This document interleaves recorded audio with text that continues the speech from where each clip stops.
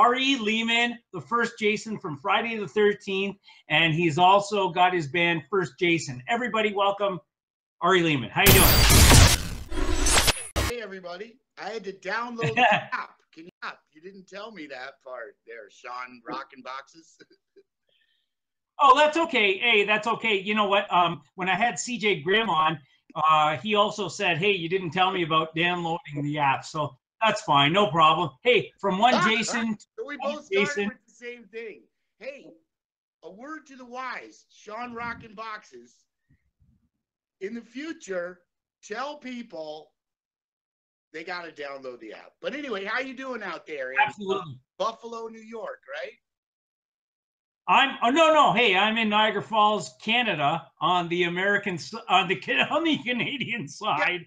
Yeah, not that far. I mean, I remembered where you live out of all the millions of people, or maybe hundreds that do regular basis. Yes, I remember you're from over there on the Canadian side. That's good. My phone. Absolutely, man. When I met you, you were at Niagara Falls Comic-Con on the Canadian side. Yeah. And I'm there, and Tom Savini was there. That's right. Tom Savini was there, as well as Ted White. Yeah, and we played at that club that I don't know if it's still in Buffalo, but we had a lot of fun. And I remember Ted White was so nice to me because we were crossing the border and then coming back across the border in order to play the show. And he said, now, Art, here's my card. And I want you to call me if you get in any trouble. But if I hear that you got in trouble and you didn't call me, then you're in trouble with me. Because that's Ted, a sweet guy, a very sweet guy. But it's the truth. You know, he's always looking out for his friends. And so is CJ. Those guys are very good guys. All the Jasons, for that matter. Absolutely. And when they were here last year, I got to interview Steve Dash as well as CJ and yes, and Part 6. Part 6 is, you know, they're all formidable. You know what's interesting about Part 2 is they use all of the footage of me in Part 1 is also in Part 2. No, I know that. Yeah, for sure. And it's really cool that they did that. So I just wanted you to tell everybody. Brief as it is. I mean, it's brief. This interview is longer than the time that I'm on screen. No, absolutely. And your whole time, you know, I wanted to get into a little bit. You've been on with me before, and I wanted to ask you, you know, when you were can you just refresh everybody on how you were cast in the film and how? Sure. You know, I was like a lot of kids. I seen Star Wars when I was a little boy. My dad took me to see the premiere of Star Wars at Times Square, which was awesome. And so I wanted to be an actor. But so I found out about a comedy now, Sean, that was being directed by another Sean, the famous Mr. Sean Cunningham. Yes. And Sean Cunningham also lived in Westport, Connecticut, where I live. And he had his studio there. So the audition was at the YMCA. But that was for a movie called Manny's Orphans, about a bunch of soccer-playing orphans. You've heard Manny's Orphans, that's right. And it was actually not a bad little movie, but, you know, I think, and, you know, they even had the New York Cosmos in that movie. And they went to... Oh, wow. Yeah, Werner Roth was in that. Werner Roth was in there. And they went to Stadium because you know why? There was a kid named Mike who was really the best soccer player. And he was really good. I was like the comic relief, Roger. I was always seen with a Playboy magazine. And I was the sidekick. There was the subplot was one of the kids had, it was a school for boys, orphanage for boys, but he had to sneak his sister in. Oh. And then, of course, I pretending to be the guy who knew all about girls, but she kept befuddling me. I was like, what is it about this guy? You know, it was a funny little movie. But anyway, they were having trouble with that because of the soccer thing. One of the, I was saying, Mike, he was great at soccer. He had a dream on going to Cosmos Stadium to play with the Cosmos, and he did. He actually went, but even with that, this movie, you know, because if they did that today with the Cubs or something, you know, young boy drowned.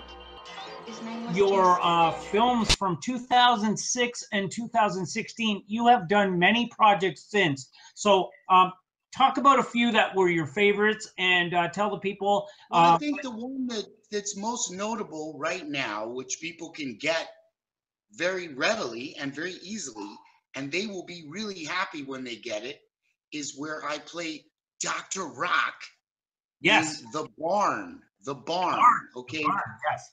So many of the films out there, and I say this, you know, with total respect, you know, they've said, okay, we want to do an homage to 80s horror, and especially, you know, the so-called campy 80s horror, which has a charm of its own, especially when you're, you know, on a kind of adolescent date or with a bunch of people drinking beer, having a good time, right? Okay. For sure. So, but The Barn really scratches that itch. I mean, if you are looking for that in its authenticity, of course, with the cinematography, one of the first things I noticed on this set, the director, Justin Seaman, he's really, really, really great. He, the way they lit the set just instantly caught my eye. I said, man, that does look like an 80s set. And, you know, that's just the beginning. So many elements. The storyline I particularly love. It's a Halloween story, and it has all these intricate rules of Halloween. But more than anything else, it's about these three kids and, you know, how they face, life and death and love and lots of great things. And my good friend Linnea Quigley is in it too, and she does a great job in it. And so I think that, you know, I've been in a bunch of films that have happily seen the light of day. You know, not you know, I was in Tales from Satan's Truck Stop, where I play Ray, the bordello owner who gets killed by a chupacabra in a rather, you know, kind of difficult manner. But I think I screamed, "Mother of God!" It was great. But there's some more memorable moments out there. But one of the ones that I got to admit I'm really happy with is that. Now, one that people don't know about yet is Terror Tales. Terror Tales with, Felissa Rose. Yes. I play opposite Felissa. Oh, no. I'll go back. I play the witch hunter. Oh, no. I'm the witch hunter, and she is the witch. And I think that I've got her, and she tries to seduce me from the burning stake, and I just, I'm falling for it. But then I don't want to say what the ending is. It's great. She turns the tables, of course, but in the way that she does it. And she plays this witch character brilliantly. I'm merely being the, you know, the supporting guy who's like, she's a witch, burn her, come on. And, you know. Absolutely. It's a soft role for me, but she takes command, and she really does a brilliant job as this witch. Absolutely. And you know what, Ari, I don't know if you saw my interview with Felissa, but I got to interview her at Shockstock in London, Ontario. And I'm telling you, man, Conroy, she had so many great things to say about the two of you. Absolutely. She is amazing. And I'm Shockstock, that's down to show in London. Shockstock, that's always a blast. Those are great people. I hope that you come next year. I hope that Andrew gets you back next year, because they were so nice. They had to play at that club with them, and Lloyd Kaufman was there, and Doyle was there. It was humbling. It was like, oh my God, we are not worthy. But we got up there and played a show. First, Jason played. The guy who runs that show has a band, and they kicked some ass, man. It was a lot of fun. It was a great, for sure. Great. I mean, that's a show where it's like the good old horror cons, where it's just like a lot of fun. And, you know, you even see the guy running the thing, jumping up on stage and playing some punk, man. And then like kind of, Oh yeah, really doing a great fucking job, if you don't mind me saying something. Oh, no. Hey, no, that's great. Hey, and by the way, it's a good segue into the next question I have for you, because you have played, like you were in Europe, and I want to talk about To Be a Monster.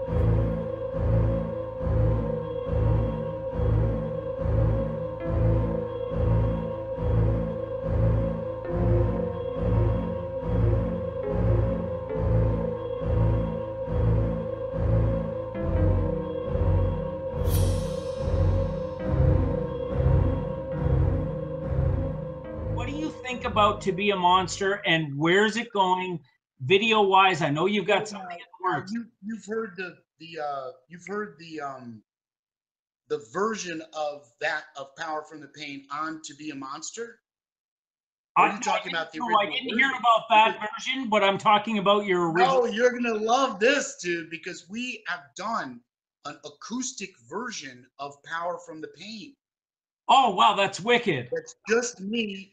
That's just me on acoustic piano, on grand piano, singing. And we recorded this at Uptown Recording here in Chicago. And they didn't tell me, hey, Ari, we're not going to be able to do any voice correction. So I had to do the whole song in one take. And I did it. And we did another song. We did 2 songs that way. We did Power from the Pain. And we also did Dream Within a Dream, about the Edgar Allan Poe song. And we did both of those. And I'll tell you, there's something, I think you're really going to like it, Sean. It really heightens the meaning of the words of that song. And, but it's like I just hit the piano, boom, boom. Did you leave me to drown? It's like, it's cool. So we're getting some great reviews. One review said, Ari is Alice Cooper meets Joe Cocker at Black Label Society. So, you know, I'll take it. Yeah, I'm happy with that. But, you know, to me, what's important is that a lot of people are listening to the album and they really like it. And that's what's important to me. And as we're moving forward, we're going to get to play in Liverpool at Liverpool Horror Con. And CJ is going to be there. We're going to get to play in Bonn, Germany at Bonn FearCon. And, you know, First Jason is signed to Eternal Sound Records, which is based in Germany. And that's our good friends, Robert and Nicole. And they're going to come out, and they always come out when we're there, and we have a good time. That's a wonderful label. We're also signed to a label now in New Zealand and Australia called Katzenjammer. And let me tell you, they have something really special coming up for Halloween. I can't tell you about it yet, but when you guys hear this, wow. That's great. Tell you. That's great, Ari. If you have any Aussie fans out there listening, you guys have something really wonderful coming. But you know, beyond that, we are going to be performing here. Of course, we're performing at Shaka Con in West Virginia. That's September 8th through 10th. And we're going to be performing there with the Jasons. They're going to be there too. The great band, the Jasons, is going to be there. Hopefully our big Jason, Nathan Barker, will be there.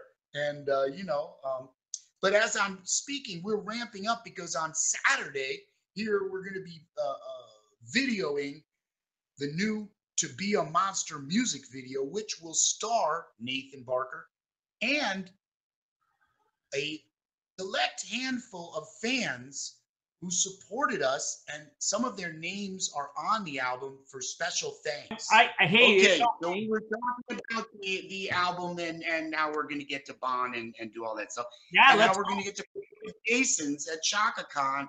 Yeah, in West Virginia. I'm sorry about all the. No, that's fine. Do it. Some alien came down the ladder. I had to talk with him. You know, I'm on call. You know, it's a tough role we play. So secret, you know.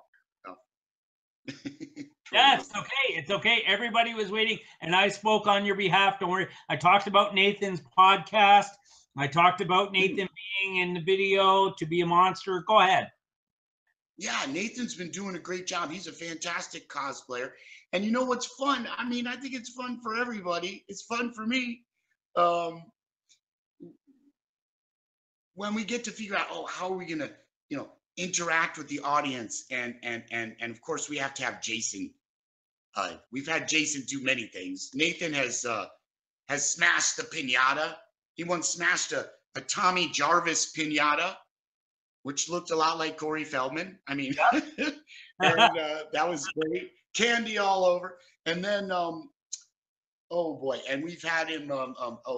He kind of goes in the audience and grabs people and then brings them on stage, and then they do selfies together.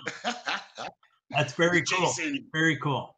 Death by selfie, But this video that we've got planned, well, I don't want to say too much about it, but it's not going to be like any of the videos that we've done before.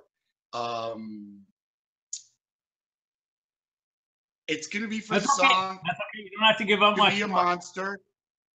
It's going to have, I think people are really going to like it. Let's just say it's going to be in the great slasher tradition, and it's not going to be post-horror. Because, we've been hearing all this stuff about post-horror, and I love that. I love a good thinky horror movie. I'll tell you, one of the movies I love, and I think it's a horror movie, but it's got more elements, so I guess you can call it post-horror. I don't know. I mean, what do you call the Blade series? You know what I'm saying? But, I mean, that's horror, but is it post-horror? I don't know. Whatever. But This is this Russian movie called Night Watch. Do you know the Russian movie? Yes. Night Watch. Yes. I love that movie. They followed it up with Day Watch. That wasn't as good. But Night Watch, oh my God, I love it. I love it. I love it. Because it's just intense, and it's just, it's the struggle of good versus evil, and it's just fantastic. But so this is going to be pretty much about, fear and death and just Jason. It's going to be very simple. It's going to be pretty brutal. I don't want to say too much about it, but it's not going to be post-horror, and it's not going to be comedy horror like a bunch of my work prior to this has been. But I don't want to I don't want to walk the plank here, but I am committing by when we were at Monsterpalooza, Eddie Machete, of course, was there too. Yeah. The guitarist, first Jason. And and we were honored to play at the Abnormal Arts Museum too, in Burbank there, Carl Cruz place. What a amazing place! It's like a paranormal bar. But and Tommy McLaughlin was playing with his band, and RF7 was there with they were with Walter Phelan, and that was a lot of fun. But while we were there, we were able to kind of interact with that whole scene, and I totally forgot what I was going to say. So there you go. What was I talking about? Who knows? But it's still wonderful. So we were in LA for Monsterpalooza. That's right. I picked up a box of special effects from Dell Effects or Dell Special Effects or something. But they're a really good company. And these guys at Dell, I mean, I'm sure there's other good companies out there because there was 100, but I had a certain amount of time because Monsterpalooza was a blast. Kane was on my left. Adrian was on my right. We were just having a blast. It was so much fun. And just being there in California. And they do that one in Pasadena, which is so much fun. But I was able to run just at the end. I said, oh, you know what would be a good idea? And I picked up these wonderful effects from maybe I even have some of them in here, man. These are the real deal, man. This box. What's going on over here? Yeah, you see, Mel. What did I said Dell. It's not Dell, it's Mel. Can you guys see that? Yeah. Mel. Yeah. Mel Products. There you go. Mel Products. Put it up. Put it up. Put it up a little bit. Yeah. Put it up a little bit. Yeah. There you go. Oh, nasty. Ew. Gross. Ew. That's just disgusting. Anyway. Yeah. I don't want to give away all the magic tricks. But yeah. So we've got applications, we've got help. And something that's cool is that, Conroy, our good buddy Conroy, of course. Yes. It turns out that his daughter, especially, he has 2 daughters, but his 13-year-old daughter, and of course they're both sweethearts. Well, she's interested in hey, we're still there, doing special effects, so she's going to help us with some of the special effects. Nice. We're excited about that. Yeah. And we have a great location for it. And I do think that so much of horror has to do with angles and lighting and just that whole thing of confronting mortality, right. and how each individual confronts mortality in a different way. Maybe there's 2 people and one person stands in front of the other to protect them, or maybe there's the other person pushes them into Jason. Like, what is the ways that people face these moments, and just there's different moments when in a horror movie when we see the character is isolated, just isolated and alone, and it's how they deal with that isolation, how they deal with let's face it, there's so many types of people in life. There's brave people, there's people who aren't so brave, there's straight out cowards. Whatever. Sure. But everyone's got to be what they are. I'm stupidly braver than I should be sometimes. Yeah. Having confronted, in the city, I grew up in the city, so I've had to deal with stuff, and the way you do it in the city is you go, hey, what do I amuse you? Come here, hey, let's fight it out. So it's like we grapple with these things, but also to pick your battles, and absolutely, for sure. But I say it's fascinating to see how different people deal with those things, evasion or confrontation, or straight out fear, just right. And Ari, no, go. Sorry, someone said here. No, I'm just saying that's where I think everybody relates to that victim in that way, Yeah, no, absolutely. Someone asked a question here. Corey asks. He says, what made you want to enroll to New York University after Friday the 13th? And I have a follow-up question to that as well regarding Friday the 13th. So go ahead. New York University accepted me. I wanted to. My mom originally, I had been given a scholarship to Berklee School of Music by Dr. Billy Taylor. Right. Because of my piano playing. Yes. But, now, at that time, a lot of young musicians were going to Berklee, and it's a fantastic school. My mom, however, even though Boston is not that far from New York, she wanted me to stay in New York. She worked in New York. She liked the idea of me going to school in New York. And I like the idea of being in New York City, where, instead of being in an atmosphere which was very academic and collegiate, I was in an atmosphere where it was like I could literally go downstairs from my dorm room and listen to some of the best jazz piano players in the world at that time. Now, New York isn't like that now. There's still great jazz in New York, but I'm telling you, Sean, I could go downstairs and I listen to Hank Jones. I would go downstairs and listen to Hank Jones, Tommy Flanagan, Sir Roland Hanna. I would go downstairs from my dormitory, and I was known for being the little kid who would buy one beer and not drink. I would just sip this beer and just stare at the piano player all night. Oh, who was it? I can't remember. Oh, was it Hank Jones? One of them. Well, I said, man, you guys play so well. Every note counts. And he said, that's right, because we get paid by the note. They like joking with me. You know, they thought I was so green, but I was blown away. I saw George Coleman play saxophone. Wow. I mean, I studied with Art Blakey, the great drummer. You know, I got to study with Joanne Brackeen and Jim McNeely. The greatest teacher, I mean, I also had a teacher, Gay Mehegan, who was a woman who was John Mehegan's wife. And she was an amazing, amazing teacher. But then I had a great teacher named Vladimir Shafranov, who was a Russian piano player. This is the guy that Moscow on the Hudson was actually based on.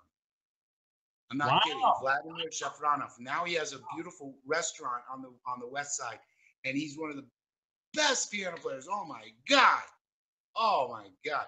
But he used to he was the best because he knew how to kick me in the ass. You know, he'd be like, sure. You know, he'd be like, Ari, what is this chord you're playing? This chord is shit. This chord is shit. What are you playing? Play a better chord. Why do you play the same chords? You're going up the piano in a melody. Do you think Duke Ellington would do that? No. And then he would say, this is how Duke Ellington would do it. And then I would basically melt, you know. That's so great. You know, not that I ever really mastered that kind of piano playing, but just to be in there and get a feel. I mean, you know, my thing is playing rock and roll on a guitar. And I think I could do that. I could play circles around people doing that, but I still want to learn how to play great jazz piano. And that's one thing I love about you, because you play the piano machete, that I call it, and that is amazing, because someone to stand up on stage, you know, and you just you know, it is great, you know, sink or swim. Sink or swim has got to be like one of the most hardcore. I don't know if it's hardcore to me, but maybe, yeah. On a piano. Hardcore. Hardcore. You could call it hardcore. I mean, you know. Yeah, I mean, absolutely. First, Jason, it's a, you know, you've seen, okay, I played jazz, and then I came through world music and reggae and funk. Right. You know, then I realized the thing that's so cool about First Jason is when you see me, it's wonderful. Like there's a fun irony to think, oh, like I look good being angry on stage, you know, like yeah, you do. Get up and be like, hey, peace and love, man. Yeah. Song met by the lakeside. You know what I'm saying? It's funny irony, and it's a gift that I've been given to have this topic, and I'm very happy with it. And I think that well, in as much as the first album, Jason is watching. Jason is watching. Direct. Jason is watching. Machete is my friend. Sink or swim is. And I think this is the best stuff that I've done to date, perhaps on recording. Okay, but then the second album is called, you know, Heed My Warning. Heed My Warning. Branching out. Okay, we got people love this song, Victim. Victim is great. Yeah. You know, thank you. And people like some things you did there. But I think that with To Be a Monster, it kind of goes like the first album was talking about ideas about Jason, whereas the third album is talking about what it feels like to be the guy who played Little Jason. Yes. Okay. So it has some insights about, especially that song talks about fame. And there's different songs that talk about the times we're living in, and you know, and I think people really dig it for what it is. But you know, for the next project, again, I'm probably going to return to a more back to like kind of a darker, more brutal fashion, but and again, find those themes about horror and about Jason. But yes, for some reason, the album To Be a Monster is the one that got assigned, the one where I'm being honest and, you know, talking about who I am and saying, hey, hi, I'm Ari. Nice to meet you. You know, I'm the guy that played Jason. You know, sometimes it's fun to be selling and be out there and be like, oh, I'm Jason and playing the role. And I think, but for a little while, people are just, especially during that election year, if you will, Sean, I think Yes. people just get tired of being sold. Yes. Just being sold. Oh, just constantly being sold. I just think, yeah. I just said, you know what? I just want to break it down and just be who I am for a minute and see what happens. And that's the album that got signed. So crazy. But no, it's great. That's awesome. I wanted to ask you about the album itself. To Be a Monster was nothing like anything you said you've done the reggae, you said you've done this, you said you've done that, like the different styles of music, but this was kind of like a softer comparison to the other songs that you've done. So I just wanted to know why did you go that way? Well, it's like a funky rock record. Yeah, right. I was just feeling that funky, bluesy rock. But if you listen to this record, it's still, like especially a song like Melodrama. Melodrama, yeah. Or the Prozac song, as people call it. We made you a Prozac. Yeah. These are rockin' songs. They're still rockin' songs, but they're not coming out of the metal or punk place. That's true. It's more just like, it shows my love of bands like Hendrix, Frank Zappa, Little Feat. Yes, absolutely. And I thought also for a minute, Sean, like one reason I did that, I have to admit, was because of not the comeback, but because Doyle has been out there doing that Misfits thing all along. But this last year, you actually saw the Misfits play together. Yeah. So I kind of felt like, well, there's no need for me to kind of rehash any Misfitsy like Jason songs, Although if you were to look at the punk bands that I really, really, really love, not that I don't love the Misfits because I do, but it would be Bad Brains, Dead Kennedys. That's my stuff. Reagan Youth. Yeah. You see, Reagan Youth, I was buddies with the leader of Reagan Youth, the singer, Dave Insurgent, who's unfortunately got his wings. But he was my buddy, and he used to be like into jazz. So he would come and literally, he would listen to me play jazz, and then he would say, "Okay, come on," and then we would go to like CBGB's and all these cool places, and we would just watch his band play. And Reagan Youth is still out there, and they're a dynamic punk band that always had a really, really cutting edge style, and again, always incorporated funk. So, and Dead Kennedys are a funky punk band, and so are Bad Brains. Yeah. So, there's a lot of that out there. But then what happened was when I got to Chicago, I met Chuck, known as Nefarious from Macabre. Oh yeah. Okay. Oh yeah. Yeah. Macabre. And he was like, as much as he came in and just what a fantastic 6-string bass player. Plays with a pick. He's very tasteful and just got an amazing ear, amazing time feel. But more than that, or as much as that, he's very knowledgeable about rock and metal. And I benefited greatly from discussions with him, especially about Motorhead. Oh yeah, Lemmy, and King of Rock and Roll, who he would play constantly in the van. But also all these bands. I mean, my gosh, he introduced me to, you can't even just these bands, just so many great bands. But say like Gojira and bands like that. Deep kind of progressive metal and Cradle of Filth and but if you really listen to what Chuck listens to, I mean, my gosh, Sodom, a great band from Germany. Yeah. So I just listening to all these bands and realizing, wow, these motherfuckers are talented. Absolutely. When I got to play at Phil Anselmo's Housecore Fest, I got to open up, and Chuck was playing on stage with me. I opened up Saturday, and Phil was there, and everybody was there, and it was a blast. But again, this was, I saw it down. Oh my God! I mean, really, eh? blew my mind. You know, Yeah. I mean, just intelligent and compelling, and like, Oh yeah. you can't dismiss rock. You know, like, I mean, wow. And then the Melvins played. Oh yeah, the Melvins. Yeah.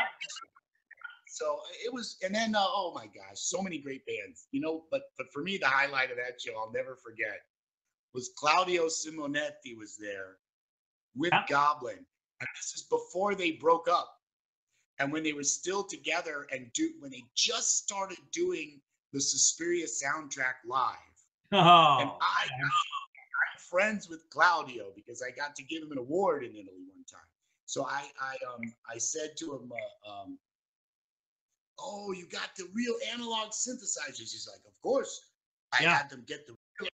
I'm like, "Man, he must have had 10 real synthesizers." He said, "You want to come backstage? Hey, come over.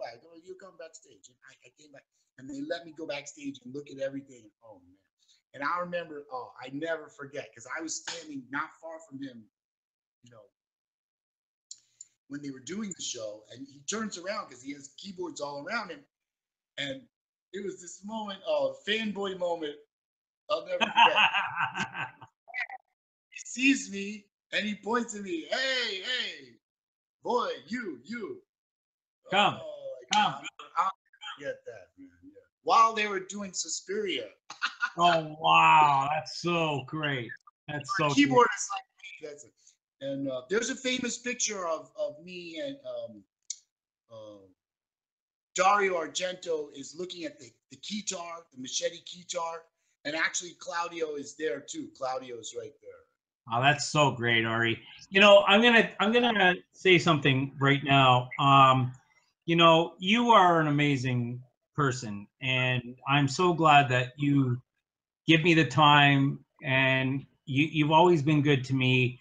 And the first moment that I met you in Niagara Falls here, and I hope that you come back so that way we can do a really good sit down. But yeah, absolutely. There are many people. Go ahead. But go on. No, yeah. I wanted to promote. I'm just looking at people's questions on the side here. They were asking about. Well, a lot of them were talking. Sorry, go ahead.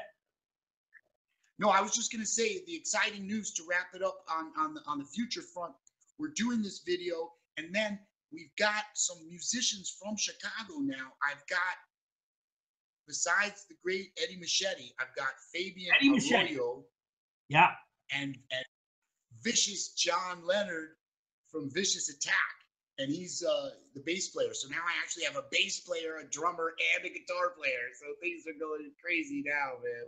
No, that's great. And I'm going to tell you, I keep in contact with Conroy all the time, and he has nothing but good things to say about you. And, you know, he's been a part of. Conroy was just here. He's our number one. He's working with Conroy. The thing is, Conroy can't go out of town. He's got his daughters. Yeah, he's got lots of things on the go. You know, he's going to be here for the video shoot on Saturday. Oh yeah, no, he already said, yeah, he's going to be there, and that's amazing. I also wanted to promote for Ari his Slasher Zone. If you guys don't look at that Slasher Zone, the hot sauce, I'm going to tell you, and he will personalize it to you. And there we go. It'll say Jason. Oh, let me. Jason. John. Jason never dies. Ari Lehman. He will sign it personally to you and send it to you. And you know what? It goes to a great cause. And John, go ahead, Ari. Did you try the sauce? Are you kidding? I'm almost done. I'm almost done. Like it's amazing. Oh my God. Dude, the sauce is amazing. If you love hot sauce, guys, you gotta get a new zone. Go ahead. I'm getting a new batch up right now as we speak, in right where see the difference between slasher sauce And I do like some of the ghost pepper sauces that use the paste, you know, but because some of them are good and hot and really hot. Oh yeah, this more is of that. But my sauce uses fresh ghost peppers because they pack this and make it in Florida where the ghost peppers are grown. It's in the same town, the same place. They make the sauce in the same place where they're grown. So it's quite a mouth-watering experience. So it's a totally different kind of ghost pepper flavor. It's you know, it's very present and yummy. But I will say, you know, it's not super hot. There's hotter sauces. I don't know if there's better. It's got a lot of flavor, and we're talking with Gemini Crow. That's the company that helps us get the best sauces. And we're talking with Gemini Crow about doing a couple more flavors. We're going to do a super hot flavor, and we're going to do a maybe a mild flavor. You know, we'll see. But yeah, there's more coming out. That's a blast. I love doing that. I've been slowing down on the mail orders in general. You know, we're going to step up on the sales of the CD now, because for a while we're letting the Germany company do their thing because they've got autographed copies. And then for a while I'll have some autographed copies, and then we'll build up. We're going to eventually have vinyl, and there's going to be a special release, like I said, coming up soon. So all these different things are happening. And but Ari, if you want people interrupting, can you say to everyone what the proceeds of the hot sauce goes to, please? Oh, that goes to the charity here, the animal shelter here in Chicago. Right. Okay. Now, that's, initially, we were working with a different charity, but you know, we do a different one every year. Actually, my lovely wife Elaine is in charge of that. And you know, I'm actually speaking to you right now from the community center in Chicago. I'm here at Rizal Community Center, where I'm the arts and activities director. My wife is executive director, and she's resident manager. I'm artist in residence. So we're here. We do charity work on a daily basis, Sean. We're here. We do food distribution, senior services. As a matter of fact, there was a tango class going on as we were doing this. You know, and you got seniors in there tangoing, and we do all kinds of stuff. That's awesome, Ari. Can I also ask you if anybody wanted to book you for events, Comic Cons, whatever it might be? Can you just tell everybody where they can reach you? Well, yeah, just hit me up online. Just go to First Jason Official Facebook, First Jason Official, and just say, "Hey Ari," boom. And yeah, oh, we love doing that. And now that we've got the band back as a unit, you know, we're gonna do more stuff. Like we're going to West Virginia. There's a couple other things brewing. I don't want to mention anything yet until it's finally booked. But I do think that if people want to have a lot of fun, go to that Shaka Con in West Virginia, because it's not an expensive show. Okay, you're gonna have fun, even because it's in West Virginia. You know, it's got some nice, charming scenery area, but also, hey, the hotels there aren't so expensive. It's a great show. I know there's a bunch of big names on it, but I know that me and the Jasons are gonna play together, and it's gonna be something that we are ramping up to that, like as if it was the Olympics itself. So we are, you know, we're gonna put on a hell of a show, you know, and I can't wait for everybody to see this, because, you know, I've been in different modalities where we were just playing with a drummer, and then sometimes, okay, just a guitar player and drummer. But see, this drummer, Fabian, he said, Ari, you know, he's been playing with some of the best Chicago bands. Like I said, Vicious Attack, him and John are in Vicious Attack. But also he played with the great, say that I owe a debt of gratitude to this musician, He's a great Chicago musician named Johnny Vomit. Mm. You know about Yes. Johnny Vomit? Yes. Well, you should know about Johnny Vomit, because Johnny Yes. Vomit, they cover all their equipment in beer cans. He wears a Budweiser hat. Yes, he does. He's a big, wonderful bear of a singer, and he sings wonderfully. And their music is just great. It's some of the most original punk, and it's Chicago punk. You know, Yes. you love that Weasel, and you love Chicago punk, like Screeching Weasel and stuff like that. But Johnny Vomit. So Fabian came out of that stuff, and he said, Ari, I'm gonna come. I'm gonna learn your music, but I'm gonna show up with a bass player. Right on. Whether you like it or not, I'm bringing a bass player. And, you know, because I'm always trying to say, oh, I don't want to have to charge people this or that. Yeah. You know what? In the long run, we can all show up and all do it together. And people are going to be like, man, that show was worth it. Because that's how the music's supposed to sound. Rock and roll, man. You know, I have some friends out here in Chicago, another band with kind of a, is there anybody in the room? The name of this band is a little bit obscene. Can I say that? Or go ahead. Go ahead. Is it family? Well, there's a great Chicago band called Maggot Twat. I'm sorry. They're called Maggot. Maggot Twat. See, that shut down the internet. No, but Maggot Twat is one of my heroes. Another group that I really, really love. And I saw them recently play, and I saw Pete, the singer, with his other band, who's called Psycho Sock Hop. Oh, yeah, and yeah. That's what made me, you know, man, I just said, you know what? I just got to get back in, and I just love playing with a band. And, you know, I was working using a drum machine, and I do have a great system and all that stuff, but it's not a replacement. I'm having fun working with sequencers, drum machines, and all that, but it's a different thing. It's not a replacement for that. And the record company laid it on the line. They said, man, and actually, one other person I'd like to mention in the interview is Rob Ruccia, somebody who has helped me so much. Rob Ruccia from Uptown Recording.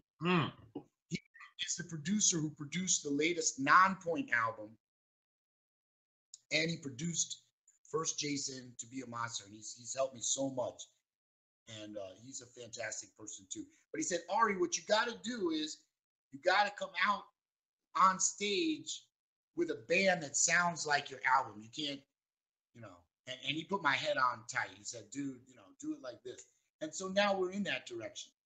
And I just can't wait for people to see it, because I'm having so much fun with it that I'm sure. From myself and Ari, last words? Jason never dies. Yeah. Jason never dies.